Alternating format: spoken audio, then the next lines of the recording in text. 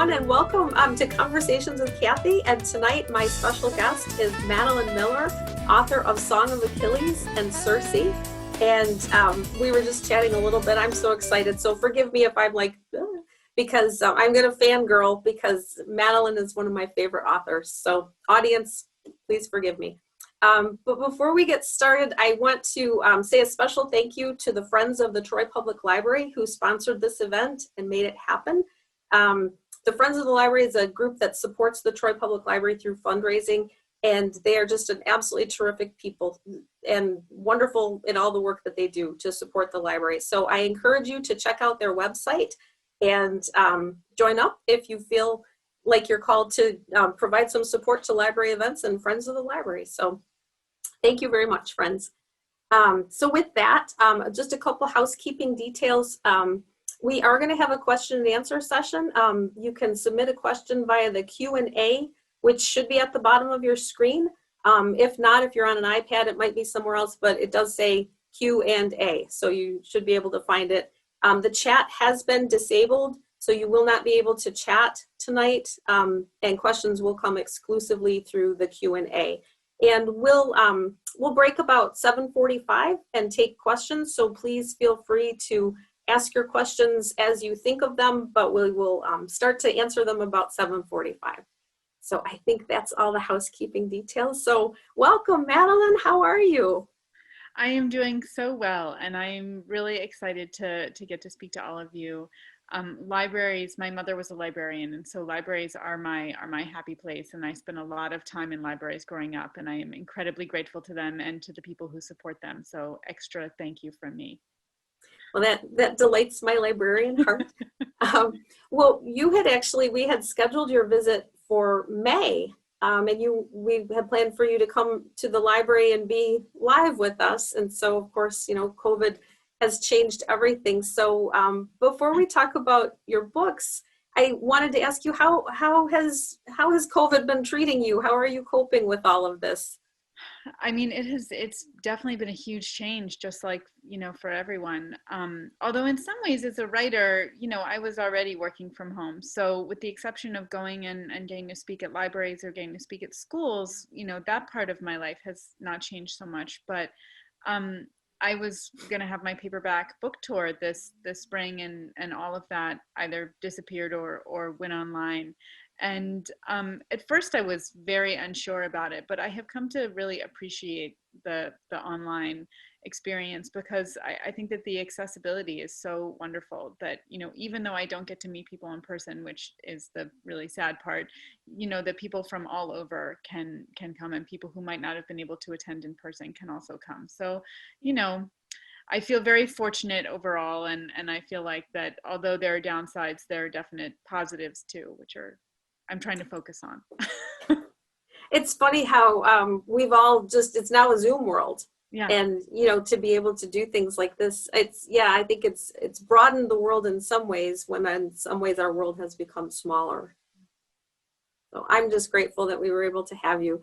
So let's talk about the book. So I read Circe in 2 days, and it was the October selection for our virtual Troy Public Library book group. And I know that there are many of the members here tonight, so I'm sure that they're going to ask some questions. But so many questions. What drew you to Circe as a character? Well, there were a couple different things that I loved about her. And as I talk, I'm going to try and avoid spoilers in case there are people out there who maybe haven't read the book yet. But so in mythology, Circe is most famous for turning Odysseus's men into pigs. And I had loved these myths all through my childhood, but I couldn't help but notice, as I loved, every Greek myth I could find, that the female characters were often really sidelined, really flattened. They didn't really get the chance to be at the center. And if they did, it was because they were villains, and then they had to be punished by the end of the story. And then I heard about this witch who turned men into pigs, but who wasn't punished for it by the end of her story. And I was really intrigued. And so my first time through reading the Odyssey, I was in 8th grade. We were all reading it for English class. I was really excited for the Circe section, because I thought, well, finally there's going to be this powerful, interesting, complex woman. She and Odysseus are going to have this great back and forth. And what actually happens, if any of you have read the Odyssey, is that she turns Odysseus's men into pigs. Then Odysseus goes to confront her, and Odysseus is given these herbs that make him immune to her spells by the god Hermes. And she tries to turn him into a pig, doesn't work. And then he pulls his sword on her and he threatens her in the Odyssey. And she screams, falls to her knees, begs for mercy, and invites him into her bed in one speech. And my 13-year-old self was so frustrated. I thought, that's it? That's all this character gets? She literally has to be on her knees in front of the male hero. And I didn't know that kind of frustration, that desire to keep the camera on her a little bit longer, would eventually become this novel. But I do think that was the beginning, sort of wanting to see her story and not just focus on Odysseus, but really focus on her and not immediately have her be kind of sidelined. As I continued to study Greek myths, I ended up taking Latin, and then I learned Greek, and I went off to college and ended up specializing in ancient poetry. So I actually returned to Circe many more times. And as an older student, I liked something a little bit different about her, which is that I loved her complexity, that although she oftentimes gets remembered as a villain, a man-hater, a spider at the center of her web, in the Odyssey, she's actually much more ambiguous than that. That yes, she's frightening and she can turn men into pigs, but after she and Odysseus come to an understanding, she is one of the most helpful characters that he encounters. She gives him a place to stay for a year when he and his men are broken and exhausted and grieving. She gives him all this help in the monsters he has to get past. She tells him how to call a dead prophet out of the underworld. She gives him supplies. So she really sort of gives him this incredibly vital knowledge. And so I like the fact that she had this healing and benevolent side that was often forgotten, as well as this other side. And then there was the detail that really hooked me, and I think formed the architecture for the novel, which is that she's described in the Odyssey as the dread goddess who speaks like a human. And I was so interested in that. I thought, well, what does that mean to be a goddess who, is born among these eternal beings who, when they speak, their voice shakes your bones and the blood feels like it's draining from your body and your hair stands on end. What would it be like to be born as the daughter of the sun, but to speak like one of us? And so my way into these stories is always psychological. And so I think I was really interested in, what is the psychology of this character who has, this inherent complexity, who speaks like one of us. Her witchcraft was very interesting to me, because witchcraft is something that you do, as opposed to, divinity is something you're born with the power. Whereas witchcraft is basically, it's a craft, it's an art, it's something that she develops through skill and knowledge and dedication. And so I also saw her as an artist. So complex, interesting, psychologically, and at the center of everything, an artist. So all of that, sorry, that was a very long answer. No, all of that went into it. That's why you're here. No, we want to, it's funny when you say reference her as an artist. I had not thought of that, but yes, absolutely. And one of the things that I just so appreciated was her character evolved, and she was never, she was over 1,000 years old, so I guess you do. But the gods didn't evolve. I mean, Athena is Athena. Yeah. She had her loves and the people that she hated, but she didn't seem to change very much. And Hermes was always one of my favorites. And after this book, I'm not as enamored of Hermes right now, but I felt that Circe, she started out, the daughter of Helios, and kind of trying to figure out her place in things. But by the end, was she better with the gods? Was she better with the mortals? Was she better by herself? And her trying to figure that out and figure out who she was very interesting to me. So, and I feel like, that was your writing and not something necessarily that Homer was bringing out. I appreciated how you gave her that complexity. Thank you. Thank you. Well, I really wanted her to, one of the things that I noticed as I was thinking about what it means to be a god and what it means to be human and what it means to be like Circe, kind of stuck between those worlds, is that the gods really are stagnant, just as you say. They're unchanging. They're these monolithic creatures, and in the ancient Greek world, they were angry, petty, capricious, selfish, sociopathic narcissists. And that's how they were. And they pretty much, once they formed an opinion about you, they, particularly a bad opinion, it would take an act of another god kind of forcing them out of that opinion to stop them from punishing you and your children and your children's children. And so part of what I loved about Circe is that I do feel like, as the goddess of transformation, who's always transforming one thing into another thing, that she herself needed to transform over the course of the novel. And Circe is also occupies this kind of interesting place in the Greek mythological hierarchy, because when we talk about the big gods of Greek myth, we're thinking Zeus and Hera, Hermes, Poseidon, Athena, and all these gods are, they're up here. They're the Olympians. They're the top of the top. Circe's father, Helios, is up there too. And then there are all these different layers kind of going down. There's the winds and the fates and the graces, and finally, river gods. And at the very, very bottom is where you get the nymphs, and that's what Circe is. And the nymphs are basically right there, kind of next to, they're almost human. They're so weak, they're almost human. And so I thought, I think that she would have the capacity to change in a way that some of those gods don't. And she chooses to change also. That's something that she is always, one of the things about the character that I loved digging into, sort of embracing this idea of Circe as the goddess of transformation, was the fact that she is always trying to do better. She makes horrendous mistakes, but she always comes back and tries again. And she feels regret, and she feels guilt, and she, which the gods don't feel. They don't care. And I thought that was a lovely quality for her to have, and how she struggles with that, and how she deals with that. One of the things that I wanted to ask you about on your website. So if you haven't been to Madeline's website, you need to check it out, because there's a photo essay of Circe in art, and is pottery and Greek representations in Greek art. And there were two that particularly drew me. The one was the photograph by Julia Margaret Cameron. Oh, I love that. Yeah. And I thought that looked a lot like the cover of the book. Was that intentional?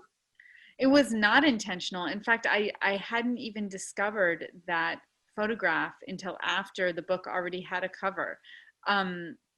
And I wasn't very involved in the cover anyway. I feel like I got really, really lucky. They had sent me something that I was kind of a little bland, and I had gone back to them and said, could we try something a little bit different? And then they came back with the cover with the face, and I was like, that's a great cover. So I felt very lucky. I was not involved in that at all, other than asking for it. But there is one of the things I was looking for. So on the website, you'll be able to see, there is a photograph of a woman that's just entitled Circe. And it's the first representation that I could find of Circe by a female artist. So it was also significant to me for that reason. And it's very interesting to compare it to Circe, because Circe was a very, very popular object in art over the centuries, particularly, the pre-Raphaelites loved Circe. Waterhouse, I think, did 4 paintings of Circe. Because she was the femme fatale, which was very, interesting, and the pigs were very interesting, and her power was very interesting, and she was alluring and sexy. And so she gets there's a absolutely absurd painting of her. It's also a beautiful painting, but it is also absurd, of her just lounging naked with a tiger. That you'll see. So it's interesting the way she's been treated, and as I kind of dug into her story, I was also looking at the way she's been received, over the centuries, and how people have kind of seen her and portrayed her and interpreted her.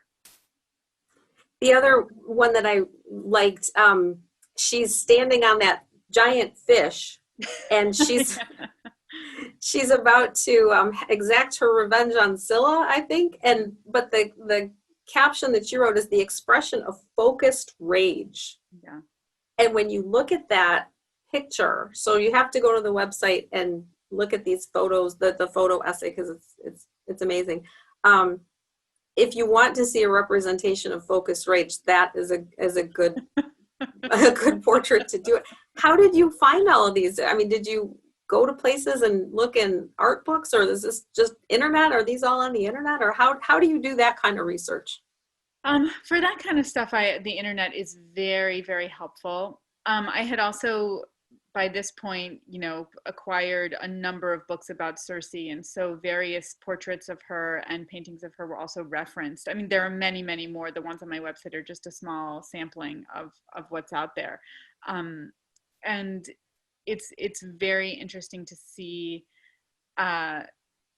Most of my research is done in books. I mean, when I get to kind of visual stuff, if I want visual inspiration, that's where the internet is really good. So, for example, I do a lot of thinking about plants and animals because I like to see the plants and animals kind of Circe's world as I'm imagining it. So I do a lot of Googling Mediterranean snakes, Mediterranean flowers, because I want to be able to see it. I actually also have a phobia of snakes, so I always kind of have like one leg, so I'm kind of trying not to look. But for the most part, all of my research is done, other than that kind of stuff, in books.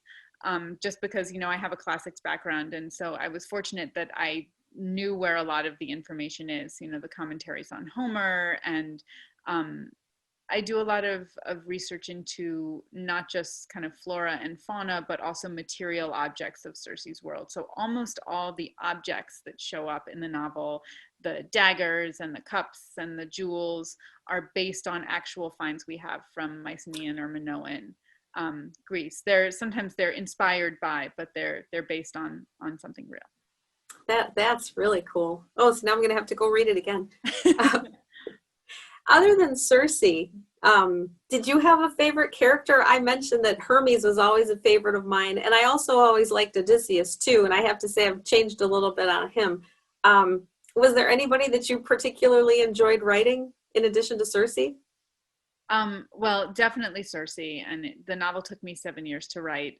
So, I had to spend a lot of time with her, talking to me and living with her in my head. And she was a wonderful character to live with, a very interesting and complicated character to spend time with. I don't think I could write a novel where I wasn't at least interested in the character, because they really do feel like they're living with you.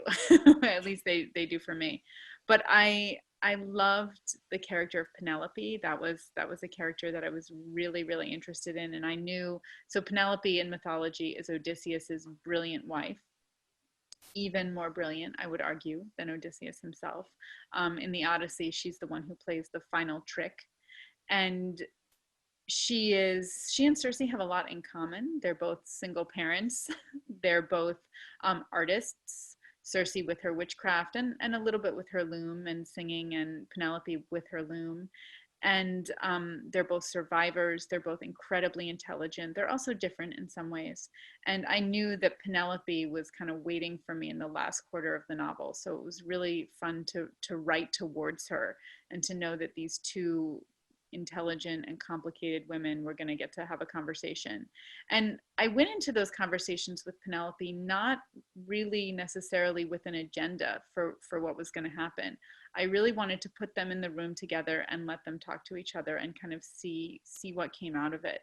And I always want to, when I'm writing, I kind of have a couple touchstones that I know are coming, but I always want to leave room for the characters to develop and to discover things. And one of the other characters that I loved writing about was Daedalus. And I did not expect Daedalus to take up such a significant part of the novel. He was initially just going to be a cameo, because I knew I was going to touch on the Minotaur story, given that Circe's sister is the mother of the Minotaur, which makes Circe the aunt of the Minotaur. And Daedalus is the great master craftsman of the ancient world, and he's the one who builds the labyrinth that encages the Minotaur. And so I knew he was going to show up briefly, but every time I wrote a Daedalus scene, it just kept kind of expanding, and then he would show up in another scene, and then he would show up again. And I realized that I was so intrigued by this character. I loved that he was a parent. I was very interested in his the fact that he has sort of this, also like Circe, this love of working with his hands, and that he's really the first fellow artist that she meets. And the two of them are kind of right on opposite sides of the same line. She's the god who's almost human, and he's the human whose powers make him like a god, whose brilliance makes him like a god. And so they're right there next to each other. So I felt like they had a lot to say to each other. So he was another example of a character that I both really enjoyed and really surprised me. Well, and I would think, I took a couple mythology classes in college and I loved it. And I probably would have gone in that direction if it hadn't been for my dad, who said, "What are you going to do with that?" And now look what I could have done with that. But one of the things that, we talk about Daedalus, that when you read mythology, one story leads to another story, leads to another story, or sometimes you have, certainly the gods and goddesses, popping up in multiple stories. Was it hard to stay focused and not go down a couple of different roads, or start expanding the story, or, bringing, turning more people from cameos into, best supporting actor or actresses? It was hard with Song of Achilles, which is my first novel. And I kind of broke myself of the habit with Song of Achilles, because there were a couple of characters that I just really kept wanting to bring in. I love Hector, who is the great Prince of Troy, and I would say, is the actual hero of the Iliad. He's the one who's defending his family and his homeland from the Greeks' invasion. And he and his wife have this really lovely scene in the Iliad, and he's a very moving character. And so I kept kind of wanting to shoehorn him into the Song of Achilles, but there's really only one moment that Hector story intersects with my narrator Patroclus, and it's a fatal moment. So, I had to sort of, there's a lot of Hector that got left on the cutting room floor, and I had to sort of have this talk with myself where I said, are you an academic or are you a novelist? Because you have to be a novelist here, and you have to serve the story. And I know you love Hector, and you have a lot of things you need to say about Hector, but you cannot say them here. Because this is Patroclus's story. And if you start adding in these characters, then you are taking away from this sort of, the focus on the main arc of the story. And so I feel like I kind of, let go of that. And I was like, yes, that's true. These scenes are really pulling the focus away. They don't belong here. They don't have space here. Whereas, and a few little bits of Hector remained, but they're all there in service of the story. And so by the time I got to Circe, I felt like I had mostly broken myself of that. I didn't have too many characters that I felt like were agitating at the margins. I always wish I could write about Clytemnestra, Agamemnon's wife, but she again, she doesn't fit. She didn't fit. So I'll have to come back for her another time. Well, so I'd like to talk about Song of Achilles, and but I'm going to table that for just a minute, because do you think that you would ever write about Hector or Clytemnestra, or like, kind of, who's your next target? Who's intriguing to you? Well, right now I'm working on a short story that's inspired by Pandora, who's kind of like the Eve of the ancient Greek world. She's, the woman who is just so curious, and her curiosity ruins everything, which I think is a really weird story to kind of have across multiple different cultures. And always a woman, right? Right. Yeah. Stop Why? thinking, women. Stop thinking. It's a really, so I'm digging into the Pandora story, which I've always, so in the story, if any of you know it, she is given, it's often referred to as Pandora's box, but in the ancient world, it would have been an urn. And in it are all the evils of mankind, and the gods don't tell her what's in there. And so of course she looks, she's not supposed to open it, but she looks, and then all the evils fly out, and that's why things are bad. It's all her fault. So I wanted to kind of recenter that story around, imagine that from a different perspective. I also love the story of the Trojans, Hector in particular, but also sort of what happens to the Trojans who survive the fall of Troy, which Hector does not. And their story is told really movingly and really beautifully in the Aeneid. And I've always loved the Aeneid. So I think something with the Trojans and the Aeneid down the line. Well, I was going to ask because Song of Achilles is the Iliad, and then Circe has some, quite a few links to the Odyssey. So, the Aeneid, I wondered if that was next. And because then that too, the starting of Rome and Romulus and Remus and Oh, yes. I, Oh, yes. oh, please write that. I want to see. Oh, I want to thank you. see what you make of that. Thank you. I love Virgil, and I think the Aeneid is such an interesting work. And it's very interesting, actually, to compare it to the Iliad and the Odyssey, because the Iliad and the Odyssey were oral tradition. They came out of, storytelling, bards delivering these stories to audiences, bards who were singing them and accompanying them with music. The Iliad, the word in Greek actually means the song of Troy. Iliad, the ad is where we get our English word ode. And so these were performative pieces that were shaped by, hundreds of years of bards performing them and audiences responding to them. And then the Aeneid is this, Virgil was imitating Homer and imitating oral tradition, but it was one poet sitting for 10 years writing writing this poem and really shaping it. And so it also has a very different feel from the Iliad and the Odyssey. There's a lot of subtext in it, a lot of critique of Roman politics, a lot of sort of hidden messages. So it's interesting to read that way too. Do you think has your work, do you think, has brought maybe a renewed interest in Greek mythology? Have you seen any of that, heard any of that, or those any of the questions that come your way? That people have done additional reading or sort of started to educate themselves. It was, like I said, it was something that was always interesting to me, but you don't see a lot of books, fiction books, with elements of Greek mythology in them. So I was just curious because Circe certainly and Song of Achilles both so popular. So I just wondered what you thought about that. I mean, that is always my secret Latin teacher agenda. So whenever anyone tells me that they, I read the Odyssey or I read the Iliad because of your novels, that warms my classics heart. And I love to sort of, hear from students who read it and were inspired to go on. But I also, part of what I love about that is that I love that a new generation is going to put their eyes on these stories. And, I don't see these stories as fixed stories, that even in the context of, the ancient world, there was no such thing as a definitive myth. There was, Homer's version and Virgil's version and Ovid's version and Shakespeare's version and, Margaret Atwood's version and Yeah. Derek Walcott's version, and kind of all these different shifting versions of stories, and every time people look at them, I think they see different things. And so I love that a new generation is going to look at these, and I think it really says something about the strength and the power and the vividness of these myths, that there's so much to find in them, so much of ourselves still to be found in them.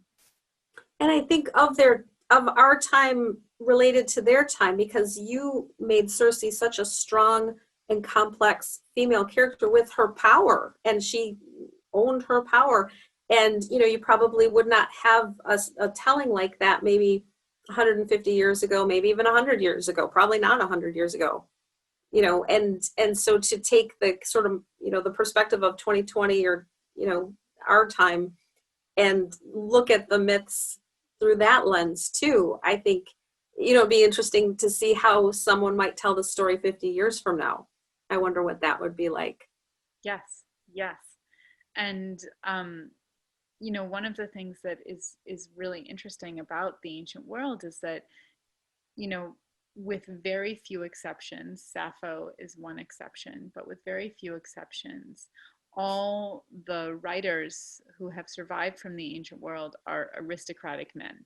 So, I am in love with their poetry, but it's also like that, we're looking through a pinhole. Yeah. And I love that, that there's room to expand that world, expand the perspectives, because I think that they're there, there are these secondary characters, side characters, allusions to, a much wider world in all of this poetry.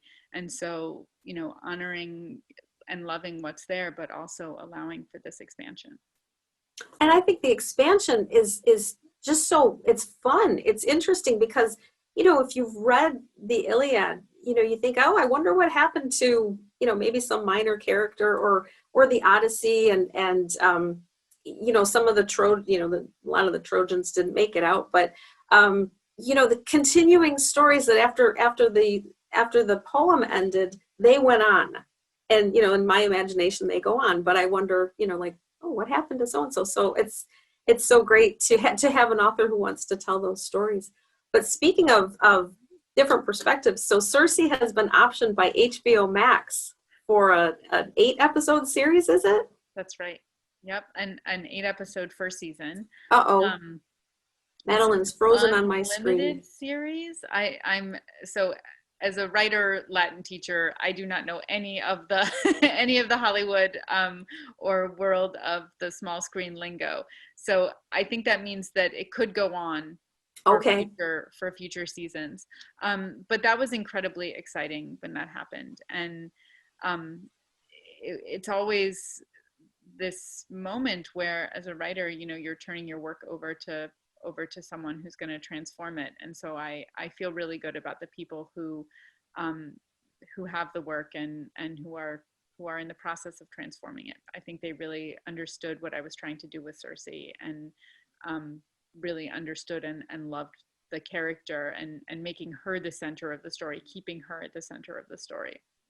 So I'm excited. I'm not particularly involved in it right now, but I know that the writer's room is working away, and I hope to eventually see some scripts.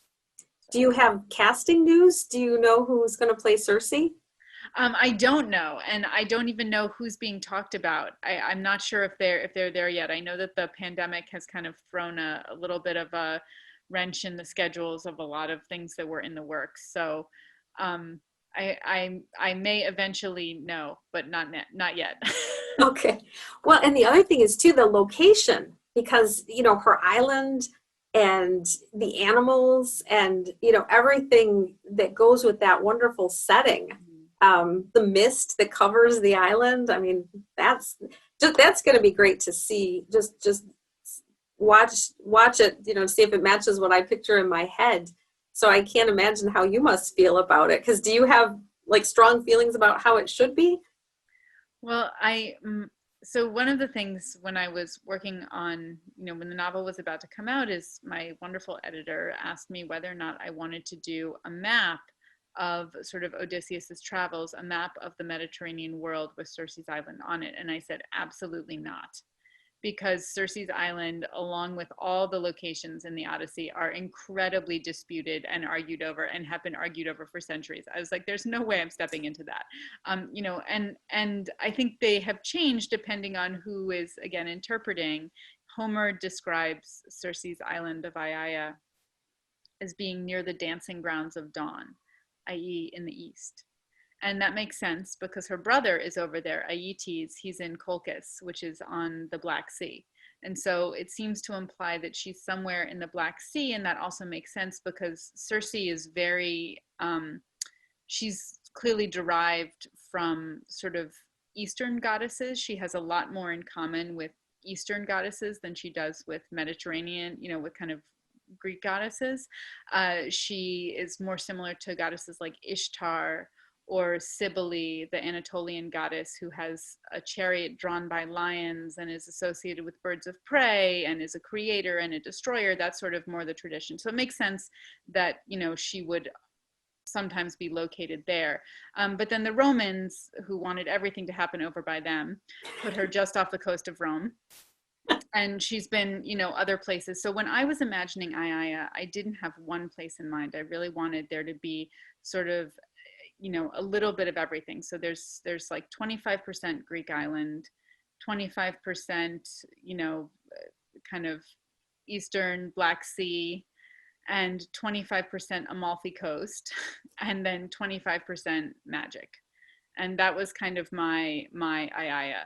So I'll be very interested to hear what the location scouts think if we get to that point, and where they're gonna put it, because I wanted all those elements to be in there. I hope you get to visit. Me too. Me too. That would be amazing.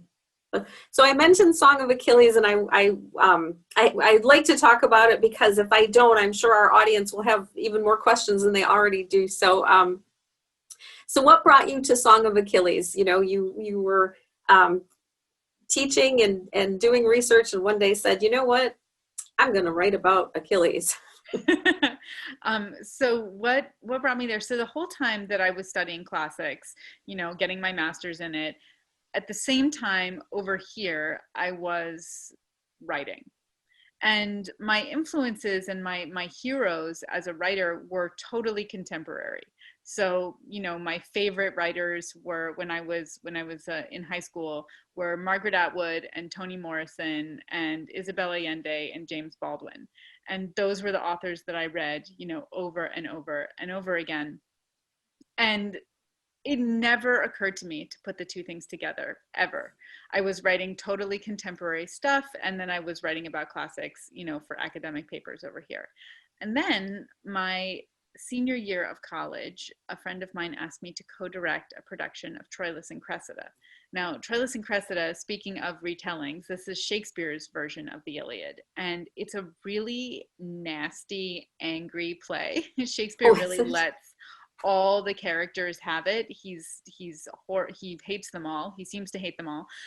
So Helen is there, and Achilles, and Agamemnon, and Odysseus, and Ajax, and but it's also a really funny play. It's very, very satirically sharp, and it was the first time that I really had the chance to work with these characters from sort of a shaping the story perspective.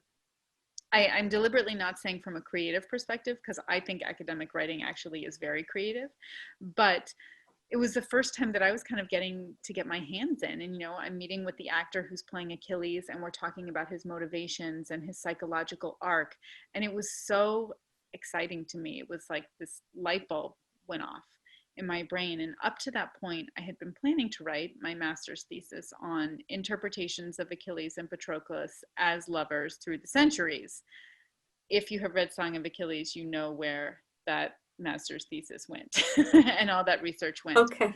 So basically what I realized, what directing that play helped me realize, is that the things that I wanted to say about Achilles and Patroclus, I didn't want to say in an academic paper. I wanted to say them in a novel. And the argument that I wanted to make was actually an emotional argument, not sort of a scholarly argument, although I used all the scholarship, in there as I was writing. So that was the moment. And it was this sort of wild, it felt incredibly daring and bold. How dare I write back to these stories? But I also loved it. I felt like I'd been living in these stories for so long, and if not me, then why not me? Well, the relationship between Achilles and Patroclus, Achilles was never a favorite of mine, because I just his ego was just so huge, but that relationship was so multifaceted, and I appreciated the evolution. And then I hope I don't say this wrong, but Briseis, you introduce her into the equation, and it changes things. And what did you think about her, or her influence on both of them, because she changed that dynamic? Sure. So the Iliad is, if I really had to choose, and you all have to keep my secret, if I really had to choose between the Iliad and the Odyssey, I would choose the Iliad. I love it. I think it's a really, really fascinating poem, story. And I totally sympathize with your feelings about Achilles. My students used to call him a big whiner. But one of the things that I love about Achilles, and that always really moved me about him, was how incredibly young he is. that when Achilles is a teenager in the mythology, he is given a choice that he can live a long and happy life, but no one will ever remember his name, or he can die young and be famous forever. And he chooses to die young and be famous forever. And so he goes to the Trojan War knowing that he's not coming home, that he'll never see his father again, and that he is literally sacrificing everything else in his life for his reputation. And so a lot of his behavior in the Iliad, and he does behave quite badly, is, you know, motivated by sort of an attack on his reputation and the fact that he has sacrificed everything else for that. And so when Agamemnon attacks his reputation in the first scene of the Iliad, basically Achilles has no choice except to hit the nuclear button, because that's all he has. And he's, as I said, he's incredibly young. So, but speaking of the Iliad, and then I'll get to Briseis. The first scene has been very much in my mind because, of course, the first scene of the Iliad is a pandemic. And it starts off, the argument between Achilles and Agamemnon is over how Agamemnon is handling the pandemic, because Achilles calls him out on it in public, and then Agamemnon has a defensive tantrum, is basically what happens. And so part of what is always astonishing to me as I read these works is that I don't feel like I have to, you know, force them into resonate with the modern world. I feel like they're just there, you know. Technology has changed and culture has changed, but humanity has not changed. You know, No. we are still dealing with the same things. But on to Briseis. So Briseis is an enslaved woman who is given as a war prize to Achilles in the Iliad, and she gets kind of pulled into that argument because Agamemnon is so angry at Achilles that he says, you know, I have to give back my enslaved woman in order to end this pandemic, so I'm going to take yours, Achilles. And Achilles is really upset about that, and that sort of causes the breach that kicks off the Iliad. But Briseis was a really interesting character to me, and in the story, in the Iliad, she's a princess. But I was really interested in the perspective of characters who were not aristocrats. You know, as I mentioned, there's a lot of aristocrats in these stories. And so I really wanted to hear from, you know, the collateral damage. Here we have the Greeks besieging the city of Troy for 10 years. How are they doing that? They're doing it by raiding all the farms that are around the area. They're doing it by taking absolutely everything from the farmers that live in the area. And so what is it like to be the daughter of a farmer at this time and to have absolutely no control over this war, no ability to prevent it or fight it, no ability to escape it, and to, you know, still have it profoundly affect your life and in fact to enslave you. So her perspective was a really, really key perspective in the story. So she was kind of a pillar of the novel for me, actually. Well, I appreciated her inclusion in such a strong way versus somebody. I feel like Helen is sort of the easy go-to. You know, everybody thinks of Helen of Troy when they think of the Trojan War, and Helen appears, but she's not even the focus. You know, she's not the whole show is not about Helen, and I thought that was really cool. I know it's almost time to take questions, but I do want to tell the people in the audience, if you haven't read The Song of Achilles, it's a wonderful book. But Madeline, I thought the ending was very beautiful, and I don't want to give any spoilers away, but that ending was just great. So are you able to comment on that without giving away spoilers? So we can sort of tease the audience and make them go read the book. Or not. Here's what I will say about the ending of Song of Achilles. And I'm going to be very spoiler free. It is a 3,000-year-old story, and I ended in line with the 3,000-year-old story. So I'm never sure if that counts as a spoiler, but I don't want to spoil it. So I will say that I was very influenced in the way I drew the ending by a scene in the Odyssey, where actually Circe is involved in this. Circe has told Odysseus that he has to call a dead prophet out of the underworld. And so he goes to the edge of the underworld and he performs this ritual that he could only have performed with Circe's help. And then he's able to summon the spirits out of the underworld. And one of the spirits that he summons is Achilles, and Patroclus is there with him. And so they actually show up in the Odyssey, and Odysseus speaks to them.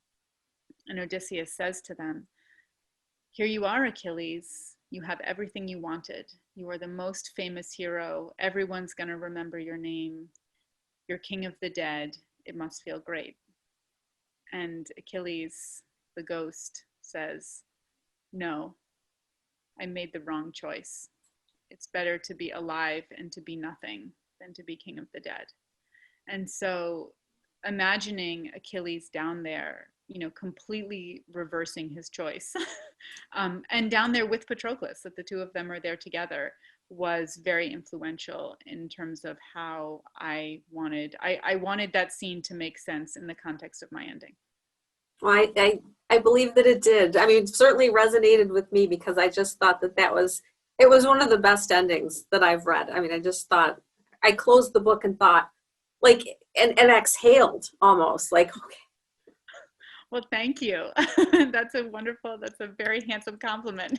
Oh, no. So everybody in the audience, you have to go read both books. But if you haven't read Song of Achilles, you need to read it. So Olivia, do we have questions from our audience? I am happy to say that we have a lot of the questions, and they're all really thoughtful questions. So the first one that came in was, I don't know if people want these to be anonymous or not, so I'll just let you know. I read that it took you a very long time, maybe 10 years, to write Song of Achilles. How did you stay encouraged and push yourself to keep writing during all that time? That is a great question. And I have to tell you that it was not always easy, that around 5 years in, I actually had a completed draft that I completely threw out. And I knew it was wrong and I needed to start over, but I didn't know what to replace it with. And, at the time that I was writing this, I was also teaching and I was directing plays.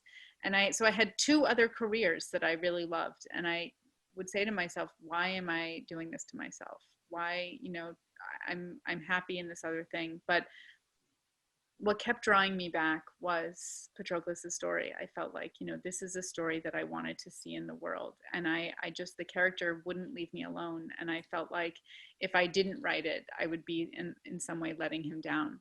I felt really passionately that the story of the Iliad, of their love story at the center of the Iliad, had really been kind of closeted and pushed aside.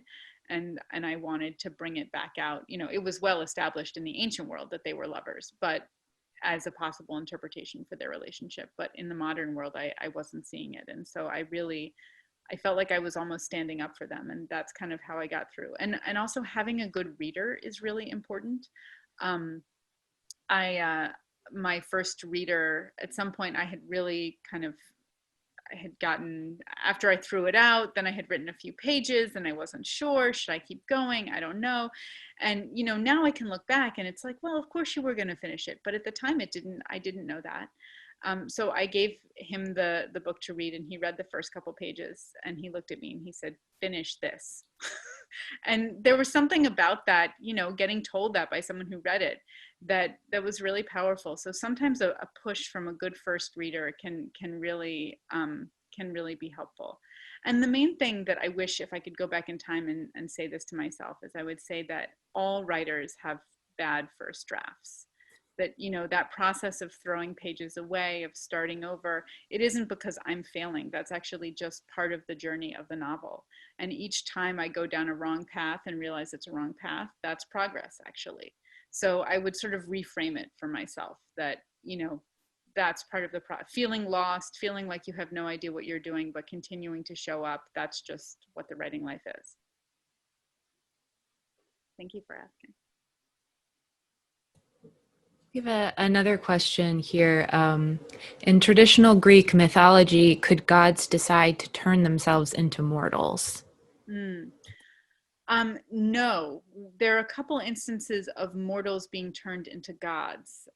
We see this with Glaucus, who is actually a character in the novel. But that story of him being turned into a god, although I changed a little bit how it happened, is from Ovid. And then you can see there also Hercules eventually ascends and is made a god, Heracles. And Calypso, actually, who's the other nymph whose name begins with the C, who lives on a magical island in the Odyssey and often gets confused with Circe. Calypso offers to make Odysseus a god and to make him immortal. So there seems to be some ability to turn into gods, but there does not seem, the only example I can think of really actually comes from the Prometheus myth. And oh, this goes back to your question, Cathy, because this was a story that I really had to stop myself from telling because it's one that I love, and it actually connects the two novels, which is that Prometheus, after bringing fire to mankind, is punished by being chained to the mountain, and the eagle comes every day and tears out his liver and eats it, and then it regrows, and every day that happens.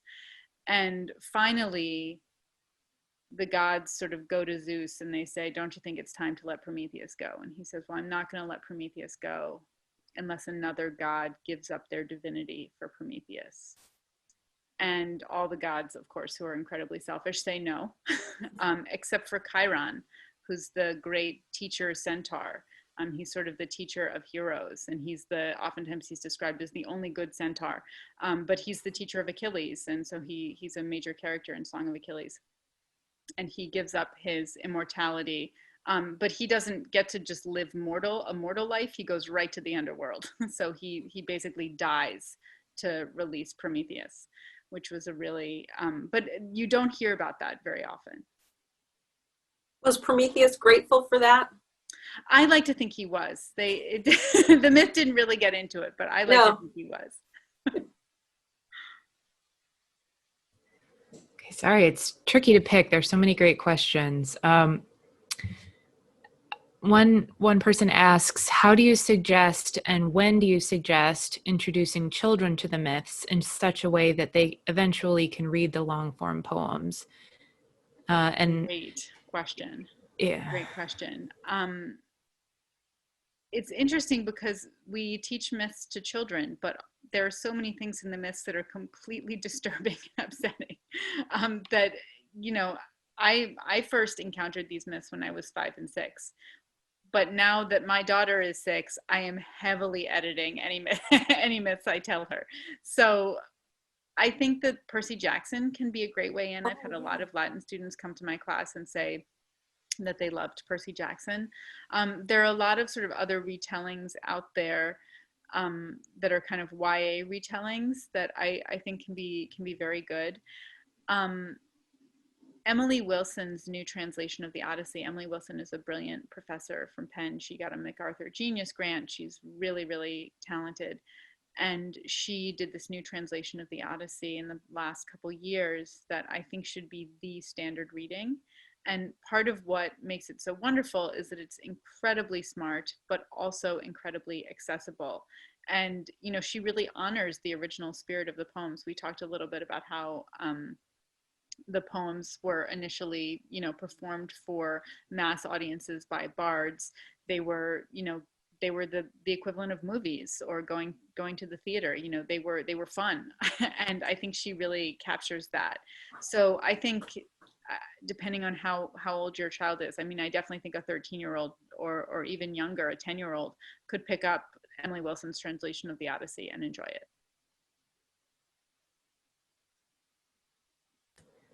Thank you. This is a really interesting question.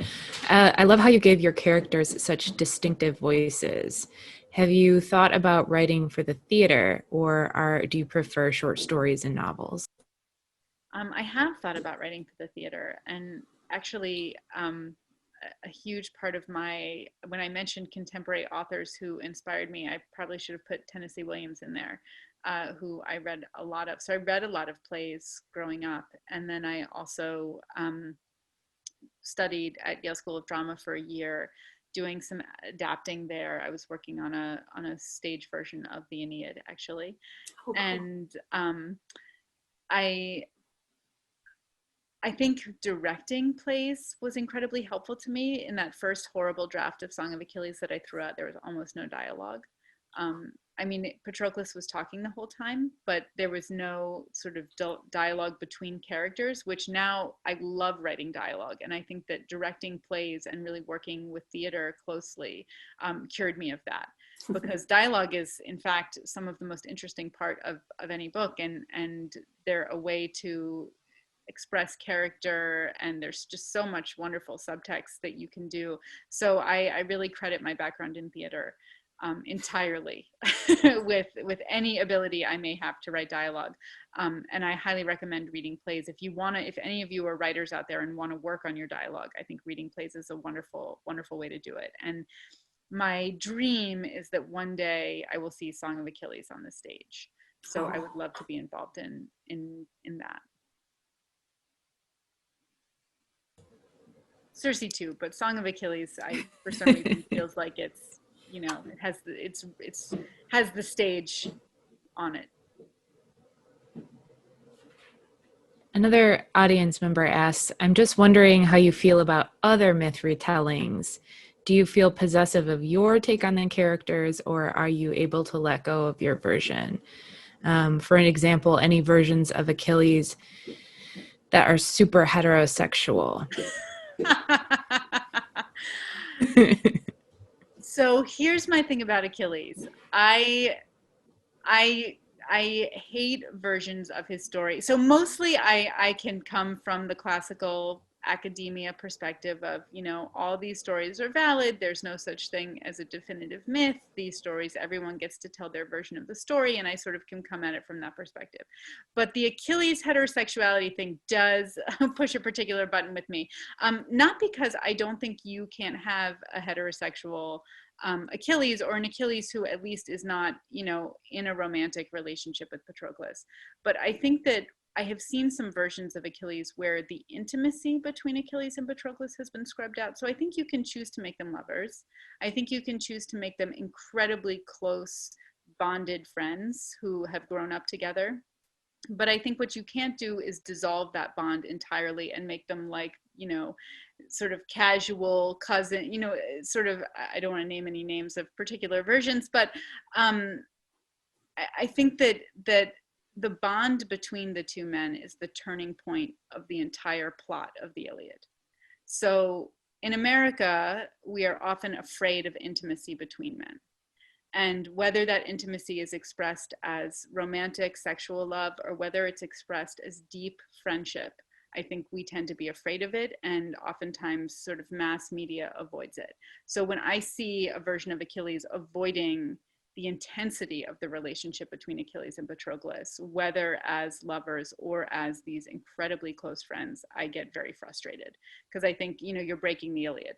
The story of the Iliad doesn't work if you take out the intensity of their relationship. Thank you. So I do have a little bit of a soapbox about that. Yeah. Another person asks, the more I explore Greek mythology, the more I see the idea that being human/mortal is greater than being immortal/a god. Do you agree? I do. And I think the ancients agreed too. I don't think that, when Achilles is acting at his absolute worst in the Iliad, he's said to be acting like a god. And I think that what's interesting is that the Greeks were really onto something psychologically that happens to humans. So I'm always looking at the psychological part of this. And actually, I would have minored in psychology if my university had minors. Because I took a bunch of psychology classes, and I was always really interested in looking at kind of the myths and psychology and how they go together. And there have been modern studies that show that what happens when people have sort of the type of powers that the Greek gods have, when they're lifted above, when they're so much more powerful than everyone around them, when they're completely, buffered against any sort of consequence, that what happens to the human psyche is we start to think, well, if I'm up here, I must be up here because I deserved it. And if you're down there, you must be down there because you deserved it. And therefore, I can do anything I want because I'm obviously better than you. And what starts to happen to human brains, if we don't fight against it, is our empathy starts to go down. And I think the ancient Greeks absolutely knew this, and they were already, even in the Aeneid, you can see that Virgil is using the gods as a metaphor for political leaders of his time. But this is also a story that humans have told many times over the years. I mean, King Lear is basically this story. No one tells King Lear no for 80 years. And the first time someone says no to him, he blows up his family. He's an epic tantrum. He goes out on the moors, and then he comes back to himself and he starts to realize, I haven't had enough empathy. I haven't looked, I've only thought of myself and my own life. I haven't looked at the people around me. And King Lear is actually able to come back by the end of the play. He's able to sort of reconnect with his humanity and with people around him because he's human and he can change and grow. But gods who cannot change and grow and who are stagnant, I think they're trapped in that. They're trapped in that sort of stagnation forever. So I would always choose humanity. Humanity wins. Humanity wins. Yeah. And I think empathy is one of humanity's great saving graces. And I think I'm always really interested in both Circe and Patroclus. My two narrators are characters who I think have a gift for empathy, and it was one of the reasons I liked writing about both of them. So interesting. Any other questions, Olivia? There are a few. Do we have time for maybe one more? Mm-hmm. Is that what you're thinking? Okay, this one is a bit longer. Hi, Madeline. Thank you so much for writing Circe. It inspired me during a personally difficult moment, and it is a literary masterwork. There is a sexual assault on Circe's Island, a problem that myth, literature, and film have dealt with, they have dealt with is gratuitous sexual assault and violence toward women to further male development. And while it was a difficult scene to read, it was very centered on the survivor's experience, which I really appreciated. Why did you feel it was necessary to put this scene in the book, and how do you go about creating such sensitive material? P.S. I think Hector's great too. Thank you for that question. I am honored by your words, and I really appreciate that question because it was something that I thought a lot about. One of the things that I find really interesting about Circe's story is that no one ever asks her in the Odyssey, why are you turning men into pigs? That it's just sort of presented as like, well, because she's evil or because she's a woman, you know how they are. It's presented in this incredibly kind of flat, sexist, and psychologically boring way. And what I was thinking of as I was sort of thinking about that is it's a pretty extreme thing to do. So therefore, if you're doing it, you must have a reason behind why you're doing it. And what could sort of lead her to start doing something? How could she get the power to do that? And what could lead her to do something that was so extreme? And I really wanted to be sort of thoughtful and realistic about the ancient world. And the truth is that going back to why I think maybe we should not teach some of these myths to children, is that they are covered in sexual assault. There's sexual assault in so many of these stories, and it's deeply upsetting. It's deeply upsetting to be reading Ovid and have like a lightly comedic, lyric telling of a sexual assault. And so Circe on the island is alone, and she's not under the protection of a man, which basically meant that she was a target. And so in sort of the rules of the world, I started to realize that I was heading towards a scene like that. And I really, really wanted to center it, as you said, on her experience, and not to, I really wanted to avoid a lot of that kind of cheap storytelling that I think does happen around sexual assault. Oh, you get to power up from it. You get to, or it's there to spur some sort of male hero's development, or, I think that I wanted to just stay with Circe in it, and to let her have her feelings about it and her reaction to it, and to make it one part of her life that happens, an incredibly overwhelming part, and a part that affects her, but also she is still Circe and she is herself, and she has to sort of work through how to absorb that into her life as part of her life. And so I think the way I approached it was being incredibly conscious of those cheap uses of that trope, and also really wanting to try to stay with Cersei for it, and make it realistic and complicated and not a straight line, and allow her to have different feelings about it at different times, and allow for that healing to happen in a very organic and messy way, as I think happens. Thank you for such a great question. Olivia, I think we have time for one more if it's a shorter question. Sure. Some of these are comments, positive comments about the book. So let me see if I can find a You can read a couple question. of those. Okay. Maybe how about we have a couple positive comments and then we'll wrap up. Okay. One. Madeline, you deserve all the positive comments. So let's give you some. Well, one that just kind of jumped out at me was Song of Achilles and Circe's inspired me and then my colleagues to add both the Iliad and the Odyssey to our high school curriculum. I also teach Greek drama now and recently staged Antigone. So you are reinvigorating interest in the classics with young people. Oh, thank you. That's a cool Thank you. one. That makes me so happy to hear. Thank you for being a teacher and for doing that work. That's very cool. And maybe one last question is, we answered that one. So as an adult unfamiliar with these ancient stories, I find the poems very difficult to read. How would you introduce an adult to these stories in such a way that eventually the student would be able to read the texts as they exist in their original state? There are a lot of, so first of all, I want to say that I think they are incredibly difficult particularly if you don't have a background in these stories. That, any ancient Greek who was reading the Iliad and the Odyssey, they had grown up on these stories. They knew all these names. So you're basically being, and the Iliad is, it starts, as all ancient epics do, in medias res, in the middle of things. You're expected to know who all these Greek names are, and they are throwing a lot at you.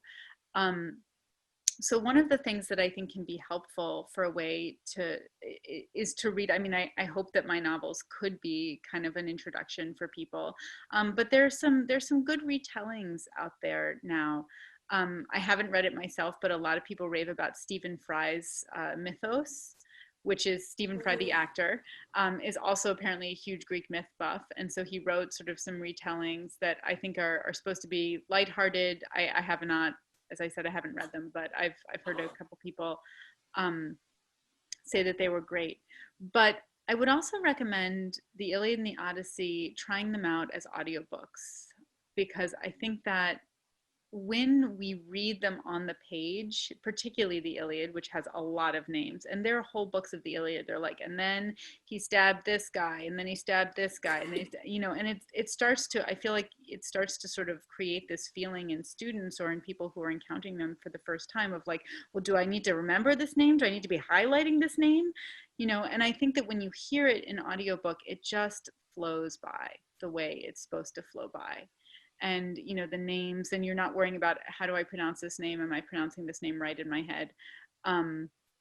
So I would recommend maybe starting with something like Emily Wilson's the audiobook of her Odyssey, and seeing how you experience that. But also, understand that it's not easy to jump in, that this was the cultural context that everyone had in the ancient world, and they knew all these characters already. And if you're coming into it for the first time, I recently had this because my husband loves the Norse sagas. And so I decided to read some sagas and read some Norse mythology. And I was like, oh my gosh, these names are killing me. And he was like, this is how people feel about the Greek stories. And I was like, oh, that's right. And so, just giving yourself, this is not something and it's okay to feel frustrated with that, and to just say, the names that I need to know will come again. And the other ones I can just let go. Well, Madeline, I'm going to ask you one final question, and that is, who do you like to read? So when you have downtime and you think, I just want to read something, who do you pick up? Oh, so many. I just read Girl, Woman, Other. It was so wonderful. It won the Booker, and I absolutely loved it. I read a book called Conjure Women recently by Athea Takara, which was also really fabulous, really, really interesting.